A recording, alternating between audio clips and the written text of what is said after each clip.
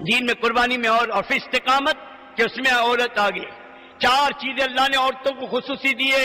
او سن لو جاگ کر, 4 چیزیں مردوں کے پاس بھی ہے لیکن بہت کم, عورتوں کے پاس زیادہ ہے. بتا دوں؟ ایک بھی نہیں بول رہے. ارے ادھر والے بول رہے ہیں, ان کو بتا دوں گا, بعد میں پوچھ لینا کہ ادھر والے بھی بول رہے ہیں.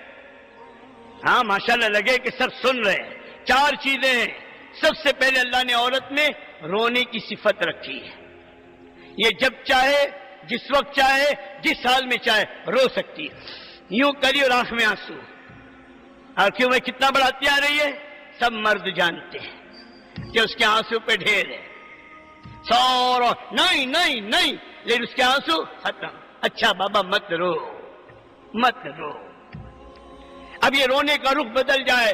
آج اپنے مطالبوں کے لیے رو رہی, آج اپنے مسائل کے لیے رو رہی, کل اگر اس کا رونا امت کی ہدایت کے لیے ہوگا, خدا کی قسم اس کے آنسو انسانیت کی ہدایت کا ذریعہ بنے گی.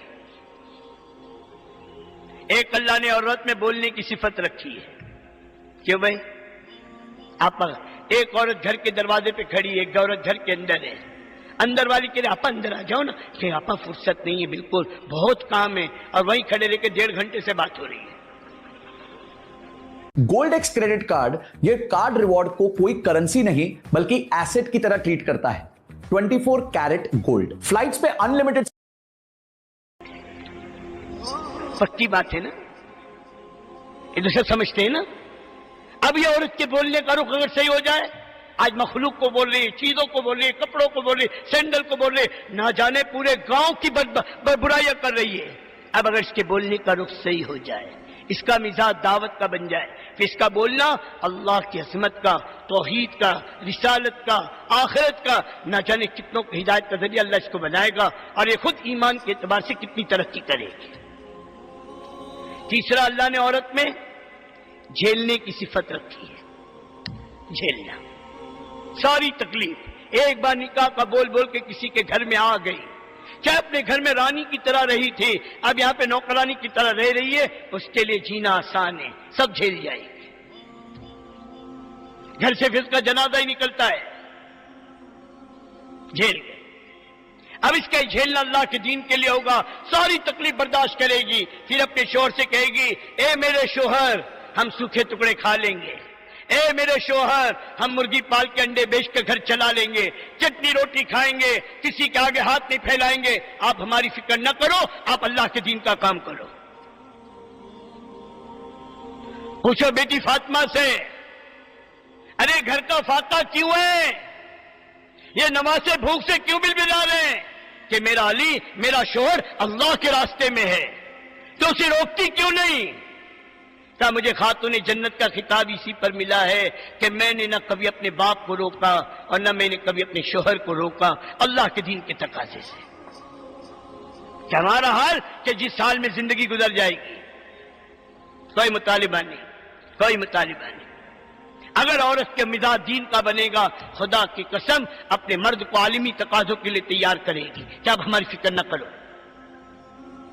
کتنی عورتیں ہیں جب دعوت میں لگی, اپنے مردوں کو اپنے گلے کے ہاتھ, اپنے ہاتھوں کی بنگڑیاں, ماں باپ کی طرف سے دی ہوئی چیزیں دے کر کہا جاؤ یہ کس دن کے لیے ہے, یہ اللہ کے دین سے بڑھ کر نہیں ہے, اسے اللہ کی راہ میں اسے خرچ, اسے بیچو اور اللہ کی راہ میں جاؤ. کتنے مردوں نے ملکوں کا سفر کیا ہے اپنی بیوی کے زیوروں کو بیچ کر. جب دین کا ماحول بنے گا نہیں تو اپنی مرد کو ایک دن کے لیے بھیجنے کو تیار نہیں ہوگی. کہاں جا رہے ہو؟ اب مرد نے مسجد میں بیان سنا مولوی صاحب کا, 1.5 گھنٹے کی تقریر, اور جوش میں سب نے نام لیا, خود بھی کھڑا, لکھو میرے 4 مہینے. اب لکھا تو دیا, اب دل میں دھک دھک دھک دھک دھک دھک دھک دھک دھک. اب گھر میں جا رہا ہے, سوچ رہا ہے کیا بولوں, کیسے بولوں, کیسے بولوں. اب گھر میں جا کر بہت محبت سے کہتا ہے اپنی مسجد میں جماعت آئی ہے, تو بیوی میں کیا کروں, ارے سن تو صحیح, کیا بیان کیا انہوں نے, کیا قربانی کی باتیں کی. پھر وہ میں نے کیا, تو آپ نے کیا کہ میں نے بھی نام لکھا دیا. اچھا, سارے محلے کے تبلیغ والے مر گئے, تم ہی بچ گئے تھے. اور پھر اگر اس نے یوں کہا لاؤ میرا برقع, میں چلی ماں کے گھر، یہ لو مننے، یہ لو منیوں کی فوج، یہ مرغی، یہ بکریاں، یہ بھینس، سب لے جاؤ، کرو تبلیغ، چلی میں ماں کے گھر۔ ارے بولو نا کیا ہوتا؟ ارے اللہ کی بندی میں جا تھوڑی رہا ہوں یار، میں تو ابھی سے بات کی ہے۔ فوراً ٹیپ ریکارڈ بدل گیا۔ ہاں کیوں؟ گھر میں مزاج نہیں بنایا۔ آج یہاں نام لکھانے کی ہمت نہیں ہے، یہاں ابھی تشکیل ہوگی نا پتہ چلے گا۔ ادھر سے ہوم منسٹر دکھا رہے، صرف 3 دن اجتماع کے لیے بھیجی ہوں، سمجھ گئے؟ زیادہ جوش میں مت آنا ہو جا کے۔ دیکھو سب کو معلوم ہے ماشاءاللہ۔ ہاں ارے بیٹھ جاؤ بھائی، بیٹھ جاؤ بھائی، ان کو بٹھا دو تھوڑی دیر، تو کوئی تقاضا ہو فوری تو جانے دو۔ سمجھ میں کیا عرض کر رہا تھا؟ یہ مستورات، عورت کا مزاج اگر بنا یہ جھیلنے کی، سب جھیلے گی، سب صحابہ کی عورتوں کو دیکھو سب جھیلے گی۔ گھر میں کچھ نہیں، کوئی رونا نہیں، اللہ سے مانگی اس عورت نے، اور اس عورت کی دعا پر اللہ نے گھر کی چکی چلائی ہے اور اس میں سے آٹا نکلا ہے، اور اللہ کے نبی نے فرمایا اللہ کی بندی اگر تو اس چکی کے پارٹ کو نہ اٹھاتی قیامت تک کی چکی چلتی رہتی۔ اب 5 چوتھی چیز عورت میں اللہ نے وہ استقامت، وہ استقامت۔